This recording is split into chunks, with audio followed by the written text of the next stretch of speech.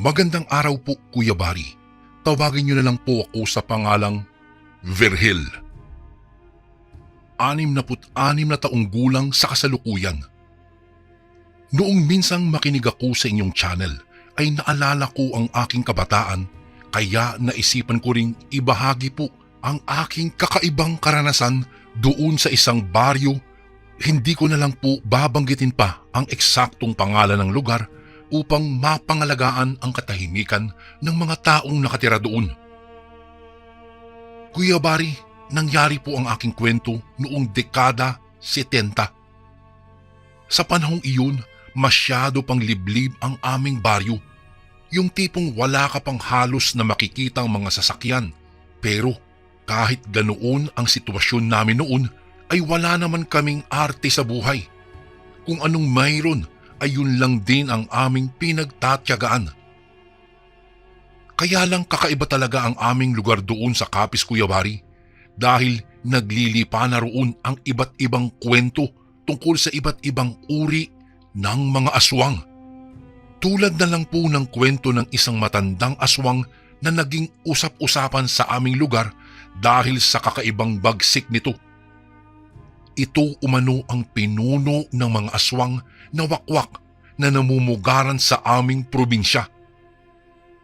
Madalas raw itong umaatake, ngunit kalaunan ay natatahimik na ito at pinaghihinalaang baka sa ibang baryo na naman ito umaatake. Sa totoo lang po, Kuya Bari, kung usapang aswang lang ay sanay na kami sa aming lugar. Kaya halos lahat ng mga tao sa amin ay may taglay na panangga laban sa mga aswang. Tulad na lamang po ng isang boting langis na may mga Latinong dasal na gawa lang din ng mga bantog na albularyo sa aming lugar, at isa na roon sa mga bantog na albularyo sa aming baryo ay ang aking lolo po na si Lolo Rafael o mas kilalang Pael. Inilagay namin ang naturang langis sa may bandang pintuan upang hindi makapasok ang mga naturang aswang sa aming bahay, maging araw man o gabi. Hindi lang iyon, meron din kaming tinatawag na buntot ng pagi. Isang mabisang panlaban sa aswang dahil na oras na tamaan umano sila nito ay maaaring ikamatay nila ito dahil ito ay may tangan na sumpa laban sa aswang. Wala kaming kumpiyansa noon dahil sa lugar namin, kung ordinaryong tao ka lamang ay hindi mo makikilala kung sino ang iyong mga nakakasalamuha, kung tao ba ito o aswang na. At kung mamalasing ka pa, ay maaari ka pang mayanggaw ng mga aswang kung hindi ka mag-iingat sa iyong sasamahan. Kaya ako po, Kuya Bari, lagi akong may bitbit noon na buntot ng pagi kahit saan man ako magpunta upang maproteksyonan ko po ang aking sarili. Mahirap rin ang buhay namin noon, Kuya Bari. Tanging pagsasaka lang ang pinagkakakitaan ng aking tatay. Kaya napilitan akong mamasukan noon bilang isang waiter sa isang kainan na pag-aari lang din ng aking tiyahin, at nasa sentro lang ito ng aming bayan. Pumapasok ako sa trabaho tuwing alas 5 ng umaga at umuwi rin tuwing alas 5 ng hapon naman. Alas 3 pa lamang po ng madaling araw noon ay gumigising na ako upang hindi ako mahuli sa aking trabaho. Pagkatapos kong maligo ay maglalakad pa ako ng 1 kilometro patungo naman sa bayan. Ganoon kami kasipag noon. Tinitiis namin ang pagod upang makaahon kami sa hirap ng buhay. Isang madaling araw, habang naglalakad ako papunta sa bayan, gano'n na lamang ang aking kaba nang may makita akong isang maitim na aso sa aking dadaanan. Maliit ang pangunahing paanan nito at mataas naman ang panghulihan. Nanlilisik ang mga mata nito habang ito'y nakatingin sa akin. Kaya dali-dali kong inilabas ang buntot ng pagi na nasa loob lang ng aking bag. Akma na sanang aatake ito sa akin nang bigla ko itong pinitikan ng aking daladalang buntot ng pagi. Tinamaan naman ito, kaya dumistansya kaagad ito sa akin. Iwinasiwas ko ang aking dala, kaya hindi na ito muling nakalapit pa sa akin, at nang may paparating na tao sa aming kinaroroonan ay bigla na lamang itong kumaripas ng takbo. Ayon sa mga matatanda sa amin, ang ganong uri daw ng hayop ay tinatawag na sigbin, na alaga raw ito ng mga nilalang o tinatawag na aswang. Madalas ito raw ang kanilang inuutusan upang magmanman sa paligid, kaya kapag nakakita ka ng sigbin, ibig sabihin lang ay may aswang rin sa paligid mo. Sa totoo lang, Kuya Bari, maraming beses na akong nakaranas ng ganoon. Minsan nga, nakakarinig pa nga ako ng huni ng wakwak na tila nakasunod lang sa akin. Ngunit hindi ako nagpapadaig sa aking takot. Patuloy pa rin akong namamasukan sa aking trabaho dahil sa lugar namin, kung magpapatalo ka sa takot ay wala kang mararating sa iyong buhay. Mahigit 2 buwan na rin ako noong nagtatrabaho sa bayan, hanggang sa may mga nakilala akong mga bagong kaibigan. Isa na roon si Flora, isang tindera sa isang tindahang malapit lang din po sa kainan ng aking pinagtatrabahuhan, at siya'y nakatira lang din sa kabilang baryo. Mabait po si Flora, maganda, at may kakaibang karismang taglay, kaya hindi ko maitatangging na humaling ako kaagad sa kanya. Hindi ko na pinatatagal pa ang panahon, Kuya Bari. Agad kong niligawan si Flora, at sa mahigit 1 buwan kong panliligaw sa kanya ay mapalad naman akong nakuha ang kanyang matamis na oo. Naging makulay ang buhay ko noon dahil kay Flora. Nang minsan ko siyang hinihikayat na sumama sa amin upang makilala ng aking mga magulang, ay hindi siya pumayag. Ayon sa kanya, nahihiya daw siya, kaya hinayaan ko na lamang muna siya, hanggang isang araw ay siya na rin ang humikayat sa akin upang makilala ang kanyang buong pamilya. Kaarawan pala ni Flora noon, kaya nagpaalam ako sa aking tiyahin upang lumiban muna sa aking trabaho ng isang araw.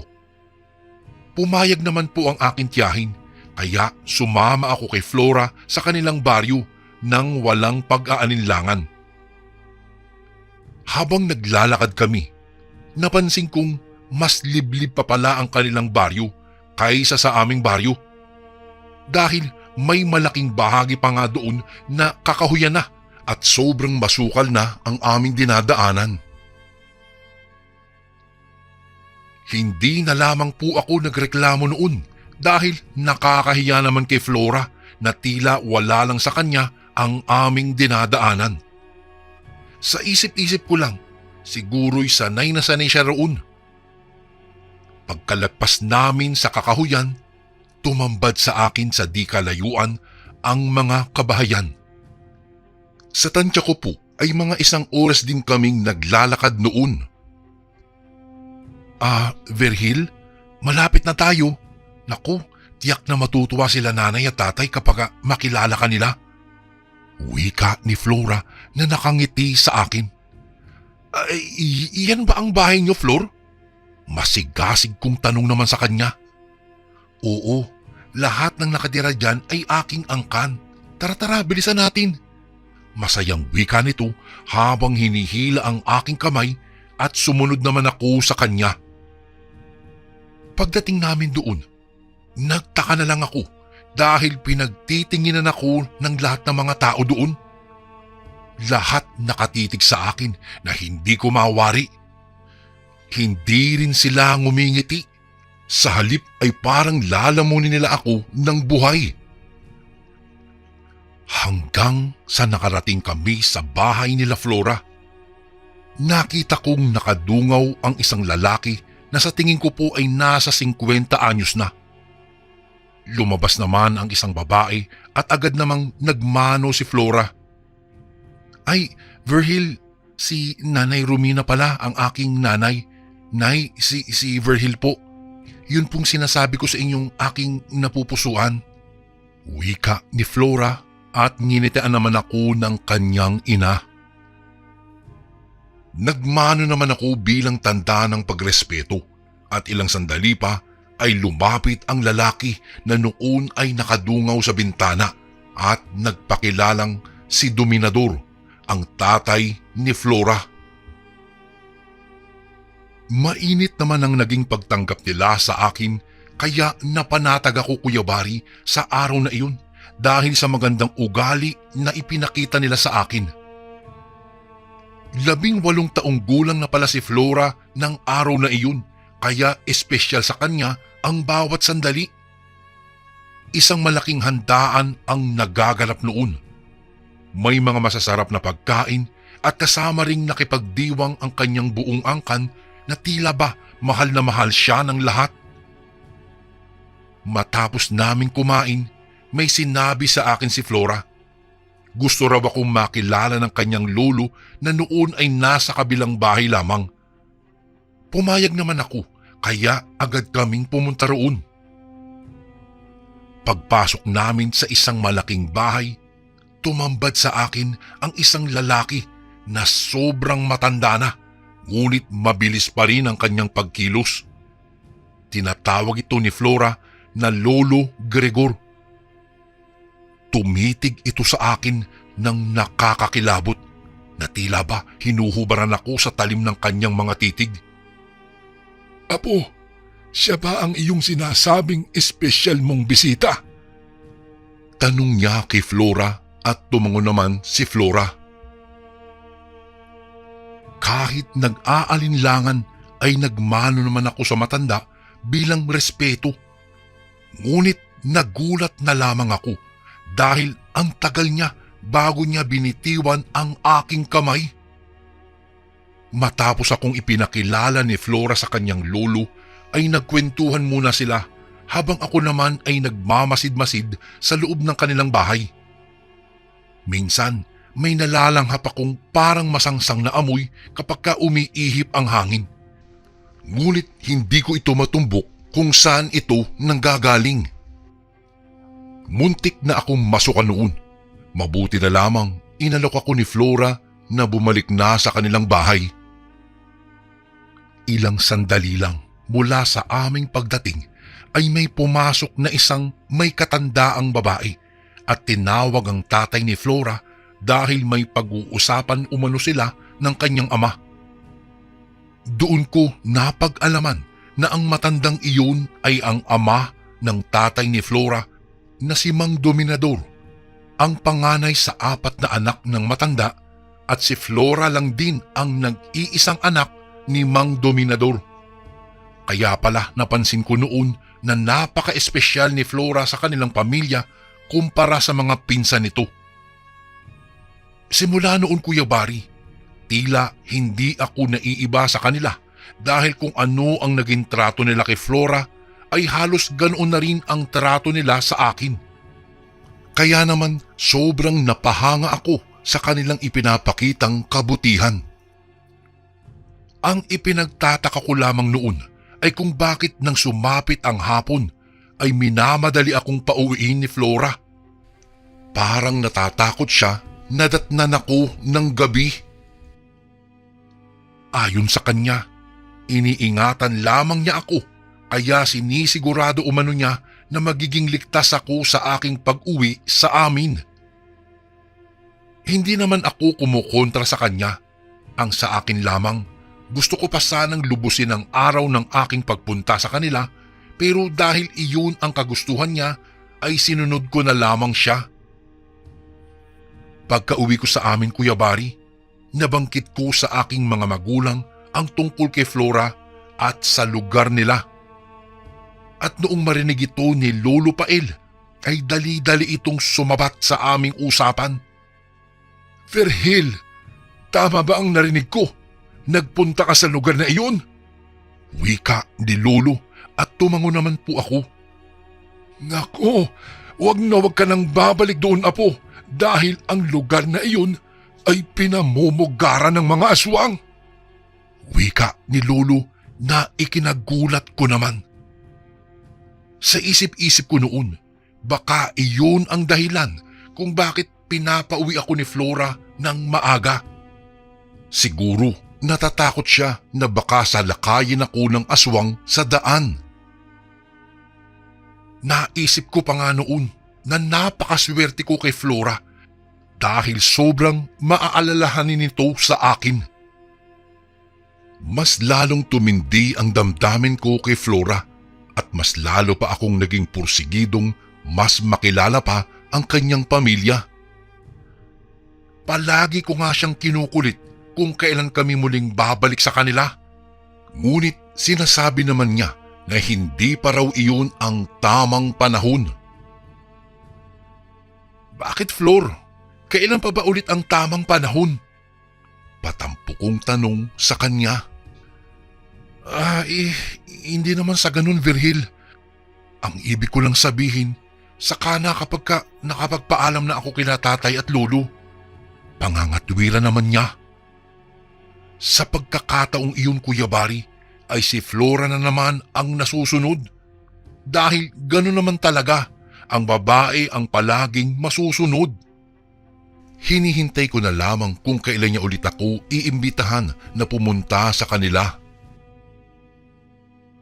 Isang gabi, nabulabog kami sa aming bahay dahil umuwi ang aking lolo na may mga kalmot ang muka at braso. Ayon sa kanya ay nanggagamot raw siya sa kabilang baryo at pag-uwi niya, inatake raw siya ng aswang sa masukal na bahagi ng daan.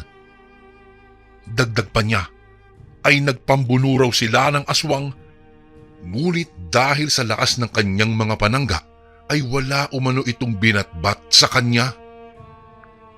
Anya, ilang beses na daw siyang sinalakay nito, ngunit ilang beses din daw itong tinamaan ng buntot ng pagi. At noong nakaramdam daw ito ng panghihina ay walang pagdadalawang isip na itinarak umano niya ang kanyang dalang punyal sa bandang dibdib ng aswang. Pagkatapos ay sinamaan pa niya ito ng mga Latinong dasal na naging dahilan na tuluyan itong manumbalik sa dating anyong tao.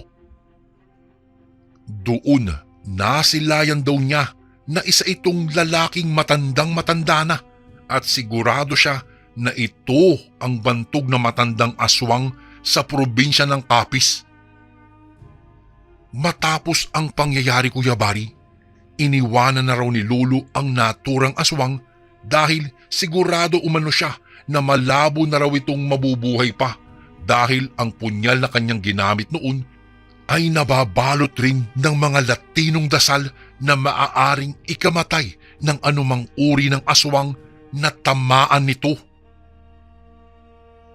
Kinabukasan, Kuya Bari, hindi ko nakita si Flora sa tindahan na kanyang pinapasukan hanggang natapos na lamang ang buong araw na iyon. Nag-alala ako sa kanya dahil noon lamang nangyayari iyon. Kaya nang matapos ko na ang oras ko sa trabaho ay wala akong sinayang na oras at agad akong tumungo sa tinitirhan ni Flora. Mag-aalas 6 na noon kaya tiyak gagabihin ako papasok sa kanilang lugar. Ngunit nilakasan ko na lamang ang aking loob. Naalala ko ang sinabi kasi ng aking lolo kaya naghanda po ako. Lalo na at tuluyan ng tumiklop ang liwanag ng araw. Inihanda ko po ang buntot ng pagi na noon ay nakalagay lang sa aking bag at patuloy na tinatahak ang daan hanggang sa gumabi na. Hindi naman po masyadong madilim noon dahil sumilay na rin ang maliwanag na buwan. Papasok na ako noon sa may bahagi ng kakahuyan nang bigla na lamang na may pumagaspas sa aking likuran. Hindi ko ito masyadong naaninagan, ngunit tiyak kong kakaibang nilalang ito. Umiikot-ikot ito sa akin na tila takot ring lumapit dahil sa hawak kong buntot ng pagi. Ang aga mo naman, pwede bang paraanin mo muna ako? Pabiro kong wika kahit kinakabahan ako. Maya-maya, tumigil ito sa aking harapan. Naaninagan ko ang kanyang mabalasik na mukha at narinig ko ang gigil ng kanyang mga matutulis na ngipin. Noong akmang susuguri na niya ako, ay agad ko siyang hinampas sa dala kong buntot ng pagi at noong matamaan siya, ay napaungol siya sa sobrang sakit. Galit na galit ang aswang at lumayo. Ngunit nararamdaman kong nasa paligid lamang siya. Sumantal ako sa malaking puno upang hindi niya ako malalansi at matagal pa siyang nagpaikot-ikot sa aking kinaroroonan bago siya sumugot ulit. Ngunit hindi pa man siya makalapit ay hinampas ko siyang muli ng buntot pagi na muli na naman siyang tinamaan. Natakot naman ako, baka may mga kalahi pa ito, kaya tumakbo na rin ako hanggang sa nakalabas na ako sa kakahuyan at nasisilayan ko na ang mga kabahayan sa di kalayuan kung saan naroroon na ang bahay nila Flora. Dali-dali akong pumunta sa bahay nila na noon ay napakatahimik at tila walang tao. Sumilip ako sa siwang, ngunit wala talaga akong nakita dahil wala man lang kahit isang gasera sa loob ng kanilang bahay. Naisipan kong puntahan ang bahay ng kanyang lolo upang magbakasakaling naroon lang siya. Naglakad na ako noon nang biglang may narinig akong tila pumapagaspas na mga pakpak. Nagtago ako sa may likuran ng isang bahay at nang nawala ang ingay ay nagpatuloy ako sa aking paglalakad. Ilang sandali lang, naroon ako sa bahay ng lolo ni Flora, ngunit hindi pa man ako nakakalapit ay may narinig na naman akong kakaibang tunog. Tila mga ngipin na nag-aangilan. Nakaramdam ako ng kakaibang kaba sa mga sandaling iyon, kaya ang ginawa ko'y nagtago muli ako sa isang sulok at nagmanman. Maya-maya pa'y may narinig akong pamilyar na boses. Ngayong gabi, gaganti tayo sa lumapastangan kay Lolo Gregor. Magkakalat tayo ng lagim. Sigaw ng isang babae na tila boses ni Flora. At pagkatapos ay narinig ko ang mga umuungol na tila mga halimaw. Noon ay napaisip ako kung tama ba ang lugar na aking pinapasok. Dahan-dahan akong lumapit sa pinanggagalingan ng boses na noon ay tila nasa bahay lang ng lolo ni Flora. Sumilip ako sa nakabukas na pintuan. At noon tumambad sa akin ang mga nilalang na hindi ko mawari kung anong uri ng mga aswang. Nakita ko rin na pinalilibutan nila ang lolo ni Flora na nakahilatay sa isang kama at tila naghihingalo at may bendahe sa dibdib. Nanlaki ang aking mga mata nang nakita ko si Flora na biglang nagpalit ng anyo na katulad rin ng aswang. Hindi ako makapaniwala sa aking natuklasan. Ilang sandali pa'y narinig ko ang mga pagaspas ng mga pakpak, kaya dali-dali akong bumalik sa aking pinagtataguan. Sa tansya ko po ay mga 10:00 na iyon ng gabi. Noon ay nagbago na ang aking isipan, Kuya Bari. Nais ko nang umuwi sa aming baryo at ayaw ko nang alamin pa ang mga nagaganap pa sa lugar nila Flora. Nang makita kong payapa na ang paligid, ay dahan-dahan akong lumabas sa aking pinagtataguan. Ngunit ilang hakbang ko pa lamang ay biglang tumambad sa aking harapan ang isang halimaw na may pakpak na katulad ng isang ibong itim.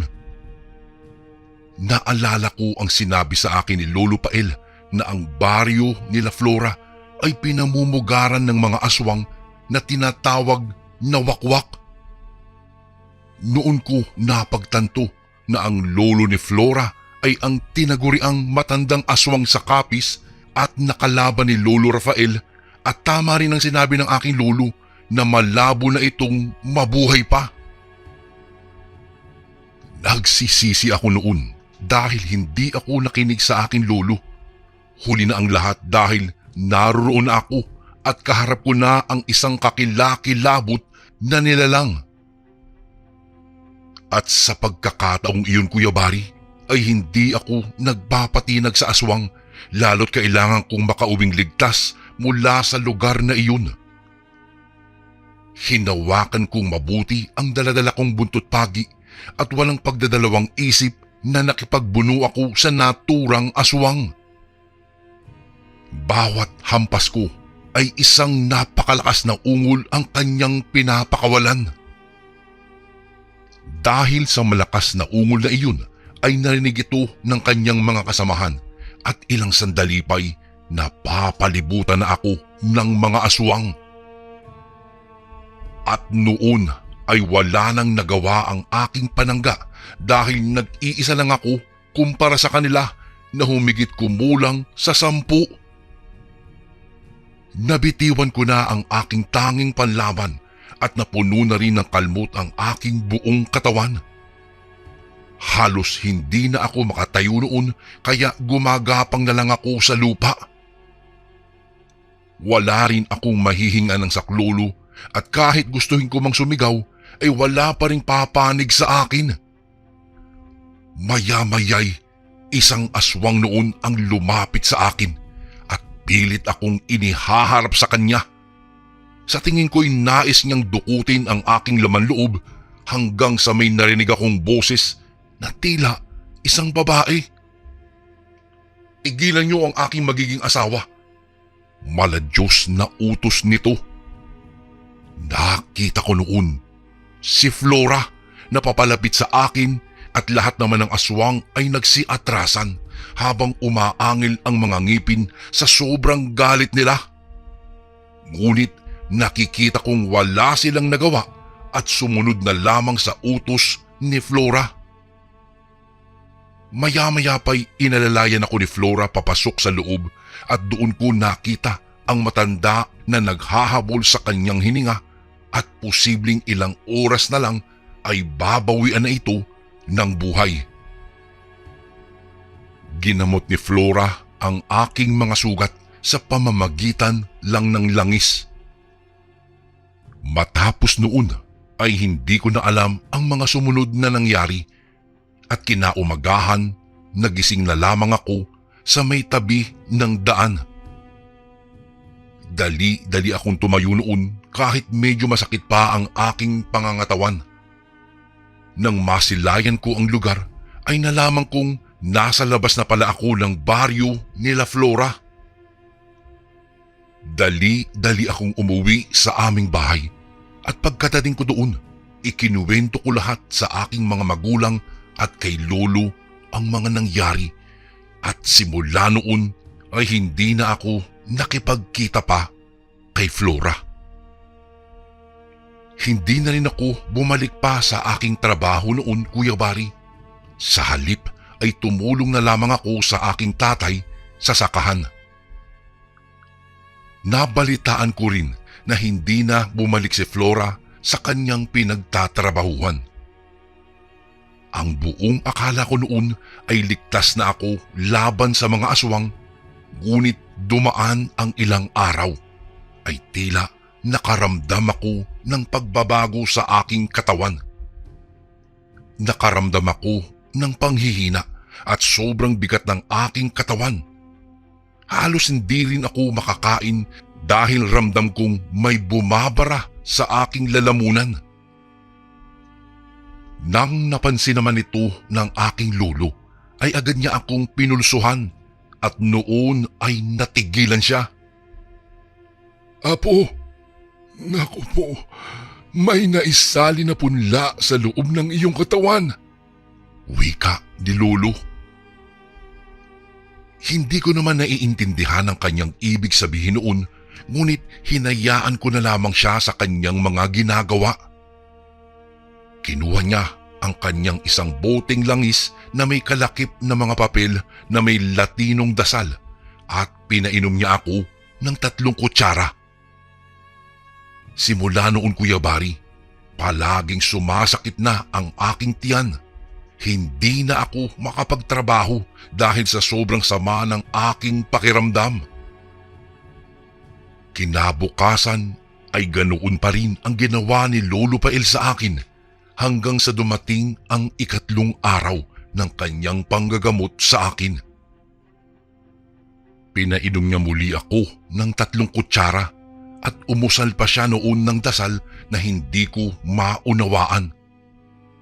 Tila may gumagalaw sa aking tiyan na halos hindi ko na makayanan ng sakit na dinudulot nito. Hindi binitiwan ni Lolo ang aking tiyan habang patuloy lang na umuusal ng dasal. Ilang sandali lang ay biglang nagsuka na ako ng malapot na laway hanggang sa may kasama na itong isang maliit na sisiw. Hindi ako makapaniwala sa aking nakita noon. Kinuha ito ni Lolo at binalot ng maitim na tela saka ito sinunog. Doon ko palang nalaman na niyayanggaw pala ako ng mga aswang upang maging kaanib nila. Mabuti na lamang at nailigtas ako ng aking lolo at ayon sa kanya, kapag lumaki umano ang sisiw sa aking katawan ay magiging ganap na umano akong aswang at wala na raw itong kagalingan. Matapos, Kuya Bari, ang pangyayaring iyon, ay hindi na namin narinig pa ang tungkol sa matandang aswang. Lubusan na rin akong gumaling sa aking karamdaman at simula rin noon, naging maingat na ako sa aking mga desisyon. Hindi na rin ako basta-basta pa nagtitiwala sa sinuman at higit sa lahat, sinusunod ko na ang mga bilin sa akin ng aking Lolo Pael. Kuya Bari, hanggang dito na lang po ang aking kwento at maraming salamat po sa paggugulang pansin sa aking ipinadalang email. More power po sa inyong channel and kamusta po sa lahat ng kasundong nakikinig ngayon. Lubos na gumagalang, Virgil.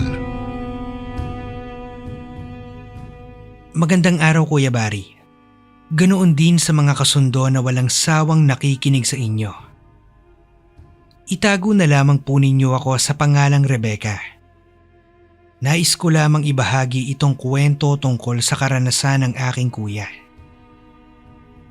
Matangkad, maputi, matangos ang ilong at makapalang mga kilay. Ito ang katangian ni Kuya Calvin. Siya yung tipo ng lalaking masasabi kong habulin ng mga babae. Marami kasing nagkakagusto sa kanya noong kapanahunan ng kanyang pagiging binata. Ayon pa nga sa iba, parang ginayuma raw ni Kuya Calvin ang mga babae dahil habol ng habol sa kanya. Marami na rin siyang naging nobya. At sa katunayan ay hindi na nga niya mabilang sa kanyang mga daliri kung ilang babae na ang dumaan sa kanyang buhay. Tubong Pangasinan po kami ni Kuya. Pangingisda ang trabaho ni Kuya Calvin noong binata pa lamang siya. Madalas siyang sumasama kay Itay sa laot para naman makatulong siya sa amin. Mahirap lang kasi kami, Kuya Bari. At tanging pangingisda lamang ang pinagkukunan namin ng hanap buhay. Araw ng Sabado. Madaling araw yon nang tumungo sa laot sina Kuya Calvin at Tatay Alfredo. 18 taong gulang pa lamang si Kuya noon, pero marami na siyang alam tungkol sa iba't ibang uri ng pangingisda. Madaling araw silang umaalis at umuuwi ng mga bandang 6 o 7 ng umaga. Maraming mga tao ang nag-aabang sa gilid ng dagat para bumili ng isda. Uso rin sa aming lugar noon ang mag-ihaw ng isda sa gilid ng dagat habang pinapanood ang banayad na paghampas ng alon sa karagatan. Nang makadaong na sina Itay at Kuya Calvin, kaagad na nagsilapitan ng mga tao patungo sa bangka. Tiningnan nila kung marami ba ang isdang nahuli ni na Kuya at Tatay. Grabe! Napakarami naman ng isdang ito. Sambit ng isang matandang lalaki nang makita nito ang mga nahuling isda nila Kuya. Napakarami kasi ng kanilang isda, Kuya Bari. Mga mahigit 100 kilo ang mga isdang naroon. Nakalambitin pa sa kanilang lambat. Nagtulong-tulong ang mga tao sa pagkuha ng mga isda mula sa lambat. Siyempre kapag tumutulong sila ay binibigyan din sila ni Itay ng isda. Habang kinukuha nila ang mga isda mula sa lambat, biglang may dumating na isang dalagang babae. Ayon kay Kuya Calvin, magkaedad lang daw silang dalawa ng babaeng yon. May daladalang maliit na basket ang babae habang naglalakad ito patungo sa kinaroroonan ng bangka ni na Kuya Calvin. Magandang araw po. Pabili po ako ng 2 kilong isda. Wika raw ng babae nang makarating ito sa tapat ng bangka. Simpleng t-shirt lamang at pants na maong ang suot ng babae. Meron pa raw itong malaking sombrero. Isang sombrero na kagaya ng mga ginagamit ng mga magsasaka sa kanilang bukirin. Unang kita pa lang daw ni Kuya Calvin sa babae ay masasabi na niyang baduy ang klase ng pormahan nito. Oy, Luna! Nandito ka pala. Mabuti naman at napasyal ka rito sa dagat. Sabi raw ng isang matandang lalaki sa babaeng may hawak-hawak na basket. Dahil doon, nalaman ni Kuya Calvin na Luna pala ang pangalan ng babae. Inutusan po kasi ako ni nanay na magabang ng isda para maiba naman ang aming ulam. Sawa na raw kasi siya sa ulam na puro na lang gulay. Sagot ni Luna sa kanyang kausap na si Mang Dolpo. Mukhang magkakilala raw ang dalawang yon ayon kay Kuya, sapagkat kung saan-saan na napadpad ang kanilang usapan.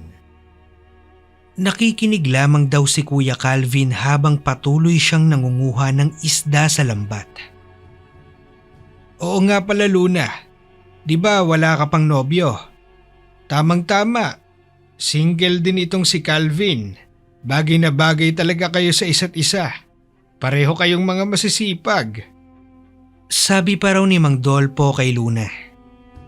Nagtawanan daw ang lahat ng mga naroon habang inaasar nila si Luna kay Kuya Calvin.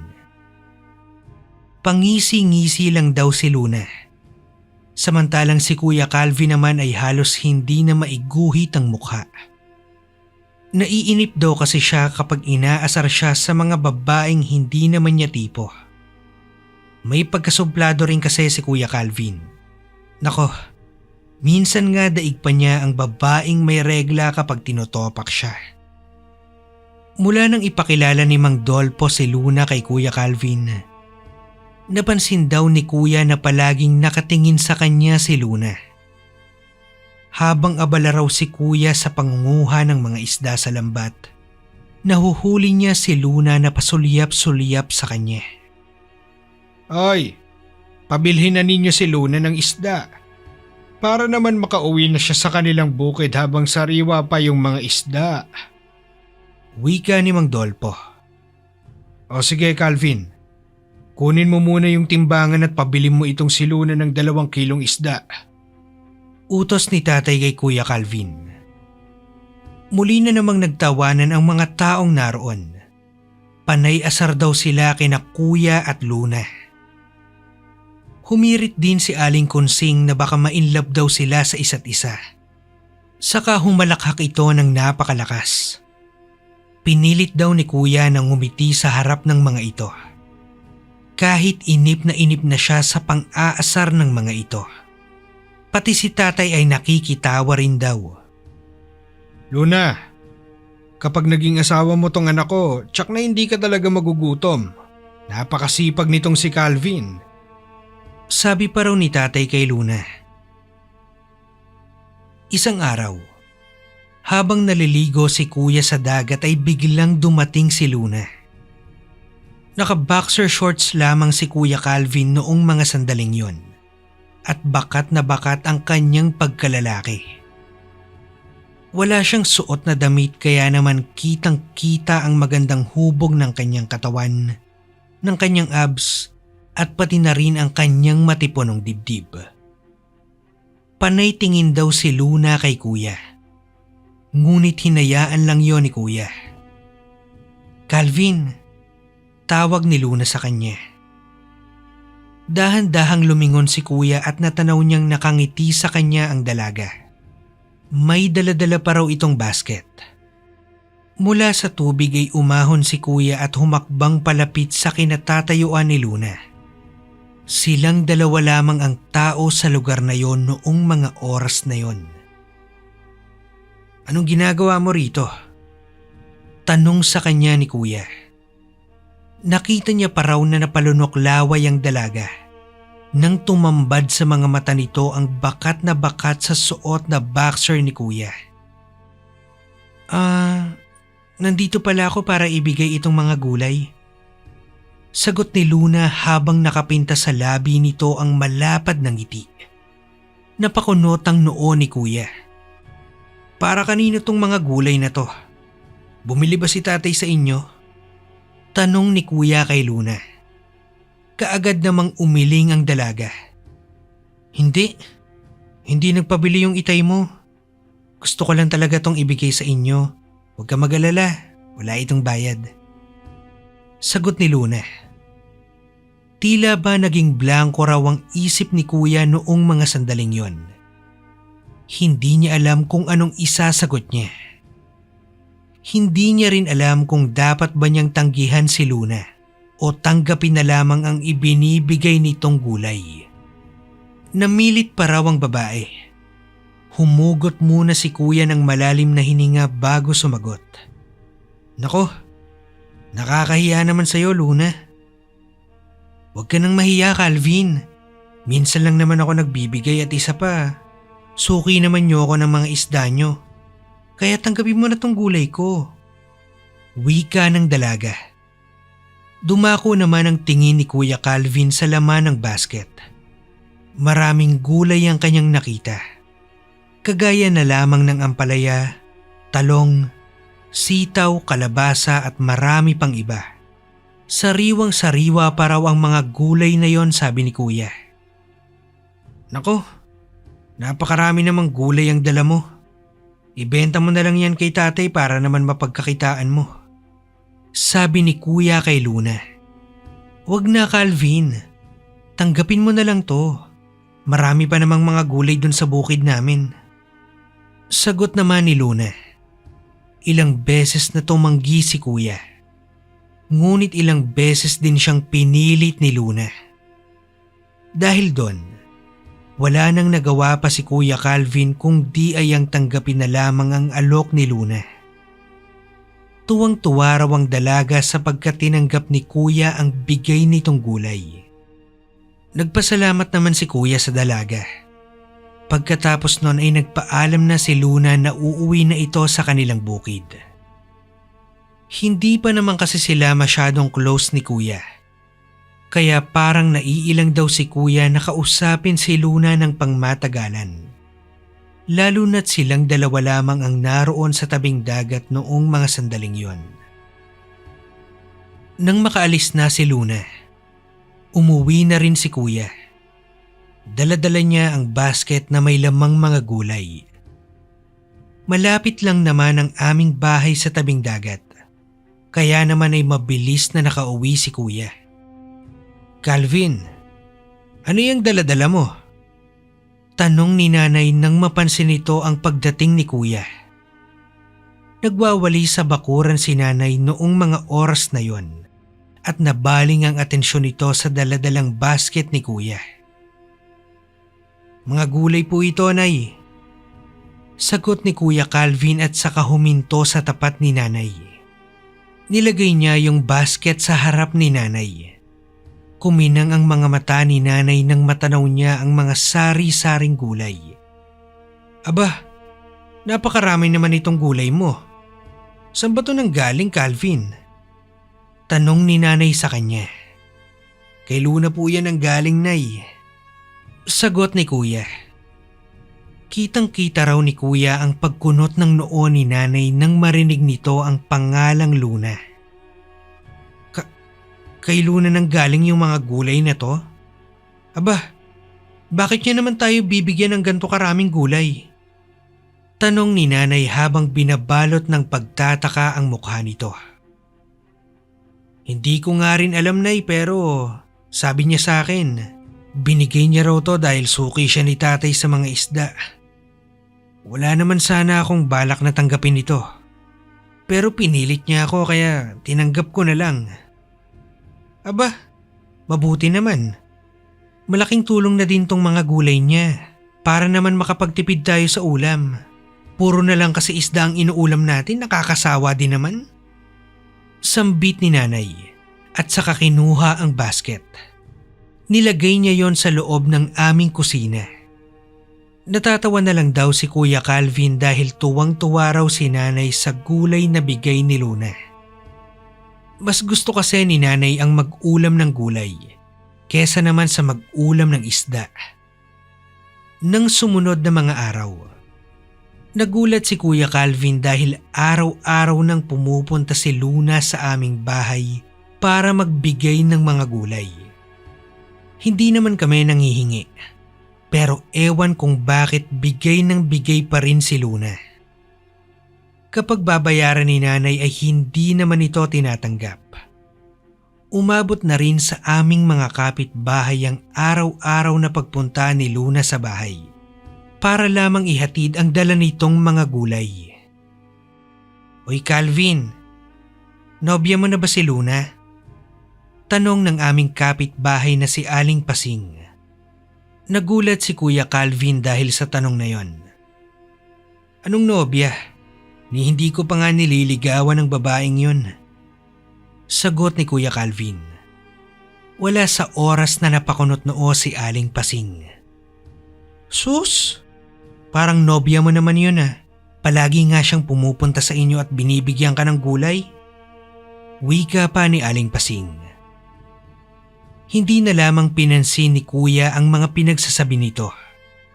Sa katunayan, hindi lamang si Aling Pasing ang nagtatanong kay Kuya kung magnobyo na ba sila ni Luna. Pati ang iba naming kapitbahay ay nagtatanong din.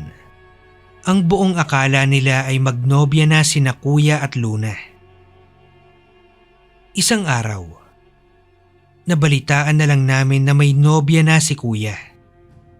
Itago na lamang natin sa pangalang Jessica.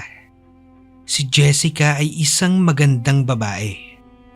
Maputi, matangkad at matangos ang ilong. Siya ang tipo ng isang babae na masasabing pasok na pasok sa standard ni Kuya. Maarte at mapili kasi si Kuya pagdating sa mga babae. Dinala ni Kuya Calvin si Jessica sa aming bahay at saka ipinakilala kina nanay at tatay. Nakasuporta naman ang mga magulang namin sa pagmamahala nila. Lalo na't mabait naman ang dalaga. Magalang, disente kung manamit at maingat sa kanyang mga salita. Palaging sinasama ni Kuya si Jessica sa aming bahay. Hanggang sa nalaman ni Luna na may nobya na si Kuya. Isang araw, habang nakatambay daw si Kuya sa tabi ng dagat, ay biglang dumating si Luna. Napalingon siya nang maramdaman niya ang pagdating nito. May nobya ka na pala, Calvin. Wika ni Luna na ikinagulat ni Kuya. Nagtinginan sila ng mata sa mata at tila ba merong malalim na kahulugan ang klase ng tinging ipinupukol ni Luna. Ano naman ngayon kung may nobya na ako? Tanong ni Kuya Calvin. Inaamin niyang medyo nairita raw siya sa tanong na yon ni Luna. Bakit hindi ako ang niligawan mo? Ano bang meron ng babae na yon na wala sa akin? Desperadang tanong ni Luna kay Kuya. Matapang ang tono ng boses ni Luna. at para bang taglay ng mga salita nito ang malalim na kahulugan. Doon na nagsimulang magtaka si kuya. Anong ibig mong sabihin, Luna? Tanong ni kuya habang titig na titig sa babae. Nakataas pa ang kanyang kilay. Calvin, mahal kita. Hindi mo ba ramdam yon? Hindi mo ba napapansin na may pagtingin ako sa'yo? Ganyan ba kamanhid ang puso mo, Calvin? Malakas na sabi ni Luna habang magkaharap sila ni kuya. Dapit hapon na yon, kaya naman walang ibang tao ang naroon. Nasapuraw ni kuya ang kanyang ulo at sa kamarahang tinapat si Luna. Luna, patawad. Pero hindi kita gusto. Batid naman ni kuya na masasaktan si Luna. Ngunit mas pinili niya pa ring sabihin kung ano ang totoo. Ayon pa sa kanya, wala raw talaga siyang naramdaman para kay Luna at kailanman ay hindi niya binalak na ligawan ang dalaga. Sa mga sandaling yon ay nagsusumigaw na raw si Luna sa harapan ni kuya, na para bang kasalanan pa ni kuya kung bakit hindi siya nagustuhan nito. Masakit daw siyang mahalin. Napakamanhid niya kuno, dagdag pa ni Luna. Humingi naman ng tawad si kuya dahil hindi niya raw kayang suklian ang pagmamahal nito sa kanya. Kita niya sa mga mata ni Luna kung gaano ito nasaktan. Tanaw niya rin ang paglandas ng mga luha ng dalaga. Naawa si Kuya Calvin. Ngunit hindi naman niya pwedeng turuan ang kanyang puso na mahalin si Luna. Kaya kahit masakit para sa dalaga, sinabi pa rin ni kuya na wala siyang nararamdaman para dito. Bago umalis ang babae, sinabi nito na hindi raw siya magiging masaya. Napagsisisihan niya na hindi siya ang babaeng pinili niya. Masakit ang tinging ipinupukol nito kay kuya. Ang klase ng tingin na para bang galit na tigre. Matapos yon ay umalis na ito sa harapan ni kuya. Naiwan naman siyang nakatulala sa tabing dagat. Napapailing na lamang si kuya habang ang kanyang mga mata ay nakasunod sa mga papalayong hakbang ni Luna. Nung mga oras na yon, napagtanto niya na kaya pala kami binibigyan ni Luna ng mga gulay ay dahil may gusto ito sa kanya. Akala ng dalaga makukuha niya ang puso ni Kuya Calvin, ngunit nagkamali siya. Mula nung araw na tinapat ni Kuya si Luna na hindi niya masusuklian ang pagmamahal nito, ay hindi na muling nagpakita pa si Luna. Hindi na ito pumupunta sa tabing dagat. Hindi na ito bumibili ng isda. Hindi na rin ito nagbibigay ng gulay. Tila ba napuno ng galit ang puso ni Luna, kaya hindi na siya namin muling nasilayan. Nagpatuloy naman ang relasyon ni na Jessica at kuya dahil tunay na mahal nila ang isa't isa. Ngunit sa pagdaan ng ilang araw, nagulat kami nang bigla na lamang sumigaw ang kuya ko. Dumadaing siya habang nakahawak sa kanyang tiyan. Namimilipit siya sa sakit. Mula sa kusina ay dahan-dahan siyang gumagapang patungo sa loob ng kanyang kwarto. Gusto niya raw humiga noong mga sandaling yon dahil sa sobrang sakit ng kanyang tiyan. Nadatnan siya ni nanay na gumagapang sa sahig. Gulat na gulat ito. Nagmula pa sa labas si nanay. Abala ito sa pagdidilig ng mga halaman nang bigla nitong narinig ang sigaw ni kuya. Kaya naman ay dali-dali siyang pumasok upang tingnan ito. Halos hindi na maiguhit ang mukha ni kuya.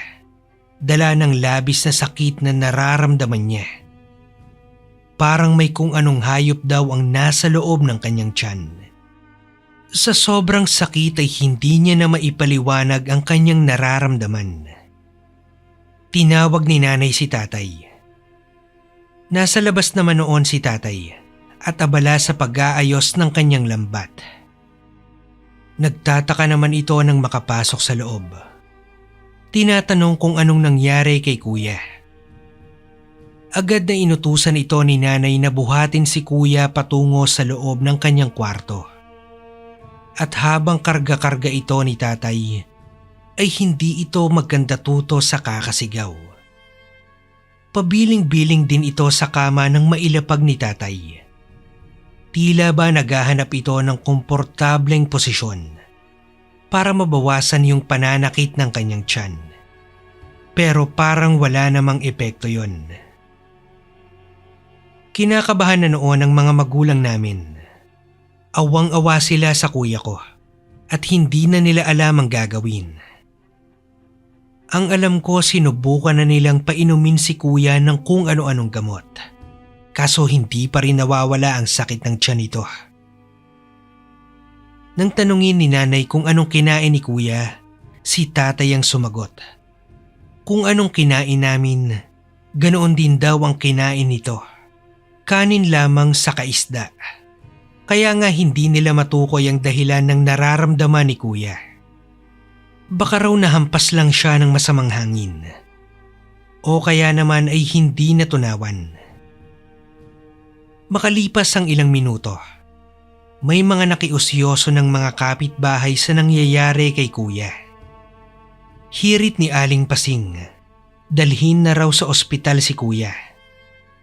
Sumang-ayon naman ng ibang naroon. Wala namang nagawa ang mga magulang ko. Dinala nila si kuya sa ospital kasi parang palala nga ng palala ang sakit ng tiyan nito.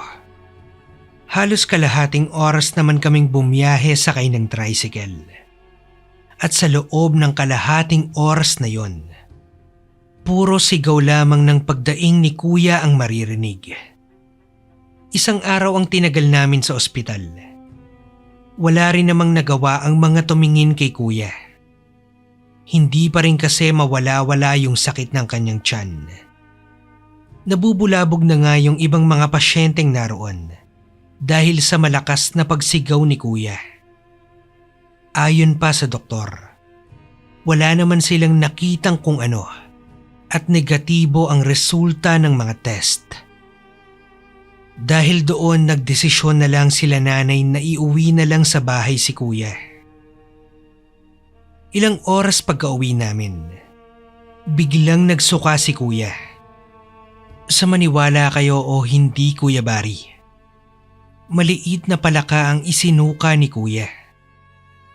Magkahalong pagtataka at pagkagulat ang naging reaksyon namin sa nangyari. Lalo na nang makita namin na buhay ang palaka at tumalon-talon pa yon sa kama. Mas nataranta pa kami nang dalawang sunod-sunod ulit na nagsuka ng palaka si kuya. 3 palaka na tuloy ang patalon-talon sa kama. Damang-dama ko ang pag-aalala ni tatay nang bulyawan niya si nanay. Pinabayaan niya raw kasi si kuya. Baka raw kung saan-saang lugar na ito nagpupunta at oo lang siya ng oo kapag nagpapaalam ito. Sabi naman ni nanay, hindi naman gumagala si kuya. Puwera na lang kapag may inuutos siya dito. Biglang sulpot naman si Mang Kanor. Inawat niya si natatay sa pagbabangayan. Ang mabuti pa raw, dalhin na sa albularyo si kuya dahil hindi na raw biro ang nangyayari dito. Nang madala si kuya sa manggagamot, matindi raw ang gumawa noon sa kanya. Kinukulam daw si kuya at bago pa man magsimulang mag-orasyon ang matandang manggagamot, nagsuka na naman si kuya.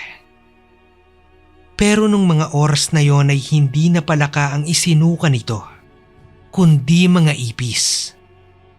Halos masuka rin kaming mga naroon sa nasaksihan namin. Nakakaawa ang kalagayan ni Kuya Calvin. Tila ba hinang-hina na ito at iba na ang kulay ng balat. Putlang-putla na rin siya, Kuya Barry. Para bang sa bawat oras na dumadaan, Pagrabe ng pagrabe ang pagpapahirap ng kung sino mang kumulam sa kanya. Ang matindi pa doon, walang nagawa ang albularyong malapit lang sa amin. Hindi niya raw kaya ang lakas ng namarusa kay kuya. Nagsuhestyon naman si Mang Kanor. May kilala daw siyang magaling at mahusay sa mga ganong klaseng pamarusa.